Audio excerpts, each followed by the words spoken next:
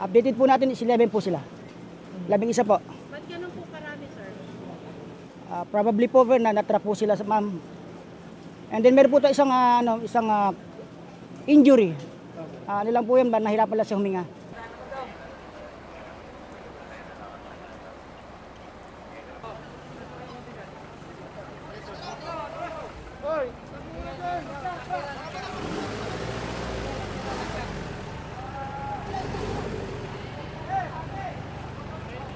Wala po nakakilos doon sa kanilang kinahigaan. Kasi po nasa same na kwarto pa rin po sila, naka-intact sila doon. Probably po, unang po, nasupukit muna. Supukit po. And then, pagka po kasi supukit tayo, hindi na po natin alam ating gagawin. So, hindi na po, feeling ko, hindi na po sila talaga nakalabas.